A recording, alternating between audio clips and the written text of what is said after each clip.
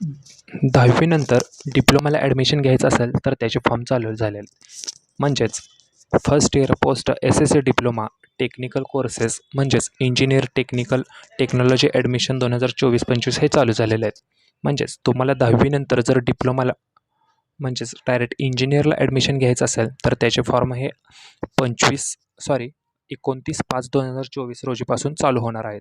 तर तो फॉर्म भरताना तुम्हाला इम्पॉर्टन्स डेट सांगायचे आहेत. याच्यामध्ये फॉर्म कधीपासून कधीपर्यंत भरू शकतो, त्याच्यानंतर फॉर्म ग्रीव्हन्सला कधी टाकू शकतो, त्याच्यानंतर फॉर्ममध्ये कोणकोणते डॉक्युमेंट अपलोड करायचे आहेत, यासाठी फी किती लागणार आहे, त्याच्यानंतर फॉर्म भरून झाल्यानंतर कोणत्या कॉलेजवर जाऊन त्याचं व्हेरिफिकेशन करून घ्यायचं आहे, ते सर्व माहिती या व्हिडिओमध्ये आज तुम्हाला मी सांगणार आहे.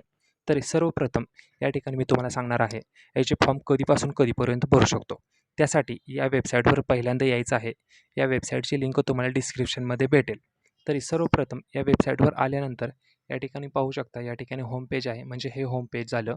त्याच्यानंतर इम्पॉर्टंट डेट्समध्ये या ठिकाणी इम्पॉर्टंट डेट्स दिसतील. म्हणजे फॉर्म हा 29/5/24 रोजी चालू होणार आहे आणि त्याची लास्ट डेट आहे फॉर्म भरण्याची 25/6/2024. म्हणजे तरी पण याच्यामध्ये आपल्याला 1 महिन्याचा कालावधी भेटतो फॉर्म भरण्यासाठी. तर याच्यामध्ये ते हे स्टार चिन्ह दिले आहे. म्हणजे याचा अर्थ काय, फॉर्मची डेट ही वाढू पण शकते. जर 25 तारखेपर्यंत साधारण फॉर्म सबमिट नाही झाले तर त्यांच्यासाठी याची डेट ही वाढवून देऊ शकतात त्यांनी. म्हणजे फॉर्म हा 29/5 पासून 25/6 फॉर्म भरायचे आहेत. तरी याच्यानंतर फॉर्म भरून झाल्यानंतर याची एक मेरिट लिस्ट लागते 27 तारखेला. म्हणजे 2 दिवसानंतर फॉर्मची डेट संपल्यानंतर त्या मेरिट लिस्टमध्ये आपलं नाव बघायचं. जर याच्यामध्ये आपलं नाव असेल तर आपण याच्यामध्ये ग्रेव्हन्सला आपण टाकू शकतो. ग्रेव्हन्सला टाकणं म्हणजे काय, फॉर्म भरताना आपल्याकडून काही मिस्टेक झाली असेल, काही चूक झाली असेल तर ती आपल्याला दुरुस्त करायची आपल्याला चान्स भेटतो. तर तो चान्स कितीपर्यंत भेटणार, तर 27 तारखेला आपल्याला लिस्टमध्ये नाव आलं तर 28, 29, 30 या 3 दिवसात आपण हा फॉर्म ग्रीव्हन्सला टाकू शकतो. ग्रीव्हन्सला टाकलं म्हणजे आपण त्याच्यामध्ये आपण फॉर्ममध्ये काही पण एडिट करू शकतो. जी माहिती चुकली आहे ती फॉर्ममध्ये माहिती एडिट करू शकतो. त्याच्यानंतर 2 तारखेला आपली फायनल मेरिट लिस्ट लागणार आहे. या मेरिट लिस्टमध्ये ज्यांचे नाव आहेत तेच पुढे कॅपराऊंडसाठी इलिजिबल राहणार आहेत.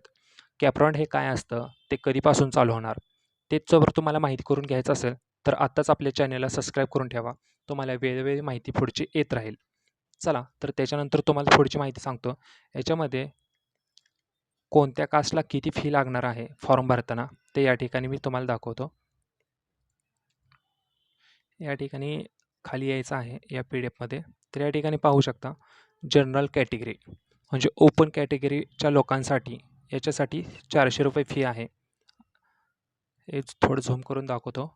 आणि त्याच्यानंतर रिझर्वेशन कॅटेगरी म्हणजे SC ST VGNT A B C D OBC SBC SCBC EWS ह्या सर्व कॅन्डिडेटसाठी 300 रुपये ही ऑनलाईन फी राहणार आहे. त्याच्यानंतर हे व्हेरिफिकेशन आता तुम्हाला सांगितलेलं स्क्रुनिटी डेट. जर फॉर्म भरून झाल्यानंतर तो व्हेरिफिकेशन करायचा असतो. तर तो व्हेरिफिकेशन कसा करायचा, तर त्याच्यामध्ये 2 पद्धती असतात. एक स्क्रुनिटीमध्ये आपण फॉर्म व्हेरीफाय करायचा आणि दुसरा असतो तो फिजिकल स्क्रुनिटी. स्क्रुनिटीमध्ये फॉर्म भरतानाच एक ऑप्शन असतो, तुम्ही फिजिकल करणार आहे का स्क्रुनिटी करणार आहे. तर स्क्रुनिटी केलं तर ऑनलाईन फॉर्म आपला हा व्हेरीफाय होतो. त्याच्यानंतर जर फिजिकल केलं तर फिजिकल हा करताना तुम्हाला कॉलेजमध्ये जाऊन फॉर्म हा तिथं दाखवून तो सबमिट करून त्याच्यानंतर व्हेरिफिकेशन आपलं करून घ्यावं लागतं. तर तो कोणत्या कॉलेजवर जाऊन ते व्हेरिफिकेशन करायचं, तर ते या ठिकाणी आता पुढची PDF मी तुम्हाला दाखवतो. तर या ठिकाणी ही PDF आहे. तंत्र शिक्षण संचालनालय यांनी ही PDF तयार केलेली आहे. म्हणजेच डिप्लोमा टेक्निकल कोर्सेसवाल्यांनीच ही PDF तयार केलेली आहे. त्यांच्याच वेबसाईटवरची PDF आहे. तर या ठिकाणी पाहू शकता इथून हे कॉलेजची नावं आणि FC कोड हे चालू होतात. यासाठी अमरावती रिलिजनसाठी हे त्याच्यामध्ये येणारे हे जिल्हे आहेत. अकोला, अमरावती, बुलढाणा, वाशिम त्याच्यामध्ये जी कॉलेज आहेत ती कॉलेजची नाव या ठिकाणी तुम्हाला दिसतील. म्हणजे या पद्धती रिलिजन पद्धतीने आपण या ठिकाणी कॉलेज आपण शोधू शकतो. समजा आता तुमचं पुण्यामध्ये एखादं गाव आहे तर त्या गावातलं कसं फॉर्म शोधायचं मी तुम्हाला दाखवतो.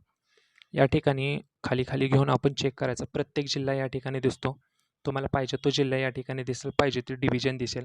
या ठिकाणी डिव्हिजन दिसतील, म्हणजे पहिल्या कॉलममध्ये डिव्हिजन दिसतील, दुसऱ्या कॉलममध्ये त्या डिव्हिजनमध्ये येणारे कॉलेज जिल्हे त्याच्यामध्ये दिसतील आणि त्या जिल्ह्यामध्ये कोणकोणते कॉलेजमध्ये आपण व्हेरिफिकेशन करू शकतो ते या ठिकाणी आपल्याला दिसेल.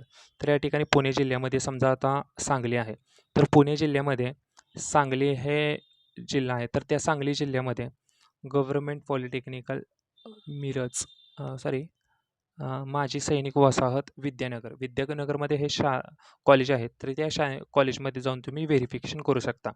या पद्धतीने तुम्हाला कोणतं जवळ पडतं. त्याच्यानंतर कोल्हापूरमध्ये गव्हर्नमेंट पॉलिटेक्निकल आहे, सांगलीमध्ये वालचंद कॉलेज आहे, तसेच नाशिक जिल्ह्यामध्ये नाशिक गावामध्येच नाशिक जिल्ह्यातच गोखले एज्युकेशन आहे. त्याच्यानंतर नाशिक डिव्हिजनमध्ये धुळे या जिल्ह्यामध्ये पटेल पॉलिटेक्निकल आहे. या पद्धतीनं तुम्ही तुमच्या जिल्ह्यामध्ये कोणकोणते आहेत स्कूल ते तुम्ही या ठिकाणी पाहू शकता. या ठिकाणी पुणे रिलिजन आहे. त्यानंतर या ठिकाणी त्या पुणे रिलिजनमध्ये जे जिल्हे येतात ते येथे दिसतात. त्याच्यानंतर त्याच्या पुढचे हे कॉलेज आहेत. तर हे या पद्धतीने आपण त्या कॉलेजमध्ये जाऊन व्हेरिफिकेशन हा करू शकतो. त्याच्यानंतर जी पुढची प्रोसेस असते ती म्हणजे असते ती कॅप राउंड. आता ते कॅप राउंड कधी चालू होणार? या ठिकाणी ती डेट्स अजून आलेल्या आहेत डेट्स. 2 तारखे म्हणजेच या ठिकाणी डिस्प्ले होणार लास्टची फायनल डेट आहे ती 2 जुलै 2024. याच्यानंतर ते कॅप राउंडचे चालू होणार. तर ते कॅप राउंड जर तुम्हाला माहीत करून घ्यायचं असेल तर ते आपल्या चॅनलला सबस्क्राईब करून ठेवा. तर याच्यानंतरची पुढची माहिती ती आपण कॅप राउंडमध्ये सांगू. त्याच्यानंतर महत्त्वाचं म्हणजे फॉर्म भरताना कोणकोणते डॉक्युमेंट्स लागणार, हे सर्वात महत्त्वाचा पॉईंट आहे. तर या ठिकाणी फॉर्म भरताना लागणारे जे डॉक्युमेंट ती म्हणजे पहिल्यांदा लागणार ते आधार कार्ड. आधार कार्ड हे कंपल्सरी आहे, ते लागणार. तर त्याच्यानंतर आत्ताच हा 10वीचा निकाल लागलेला आहे, तर त्याच्यामुळे ऑनलाईन प्रिंट ती तुम्ही काढून घेतलीच असेल, तर ती ऑनलाईन प्रिंट लागणार फॉर्म भरताना 10वीच्या मार्कशीटची ऑनलाईन प्रिंट. तसेच तुमच्याकडे शाळा सोडल्याचा दाखला किंवा डोमासील सर्टिफिकेट असणं गरजेचं आहे फॉर्म भरताना. तर हे 3 महत्त्वाचे डॉक्युमेंट्स झाले. तसेच कास्टवाल्यांना कास्ट सर्टिफिकेट असणं गरजेचं आहे आणि ओपनवाल्यांसाठी कास्ट हे काही नसतंच, त्यामुळे त्यांच्यासाठी काही नाही. पण हे जे रिझर्व्हर्स कॅटेगरीमध्ये जे लोकं येतात त्यांच्यासाठी कास्ट सर्टिफिकेट हे असणं गरजेचं आहे. आणि जर ते कोण डिसॅबिलिटी किंवा दिव्यांग असेल तर त्यांच्याकडे ते सर्टिफिकेट डिसॅबिलिटी सर्टिफिकेट असणं गरजेचं आहे. तर या पद्धतीने हा फॉर्म भरायचा माहिती आहे इम्पॉर्टन्स. जर तुम्हाला फॉर्म कसा भरायचा हे पाहून घ्यायचं असेल तर आपल्या चॅनलला आत्ता सबस्क्राईब करून ठेवा, कारण वेगवेगळी माहिती त्याच्यावरती येऊन राहील. तसेच आपला WhatsApp ग्रुप आहे, त्या WhatsApp ग्रुपला जॉईन व्हा. तिथे पण आपल्याला तुम्हाला वेगवेगळी चांगली माहिती समजून जाईल. तसेच फॉर्म जर तुम्हाला भरायचा असेल, ही सांगितलेली माहिती जर तुम्हाला आवडली असेल तर हा व्हिडिओ लाईक करा आणि हा व्हिडिओ तुमच्या मित्रांसोबत हा शेअर करा. आणि जर तुम्हाला हा फॉर्म भरायचा असेल तर आमच्या WhatsApp ग्रुपच्या ॲडमिनला हाय मेसेज करा आणि त्यांच्यावर WhatsAppवरती डॉक्युमेंट पाठवा, तर तुम्हाला तो फॉर्म भरून देऊ शकतात. पण त्याच्यासाठी फक्त ₹100 फी राहील. जर कुणाला हा फॉर्म भरणं शक्य नसेल तर तो आमच्याद्वारे आम्ही हा बिनचूक फॉर्म भरून देऊ शकतो तुम्हाला. धन्यवाद.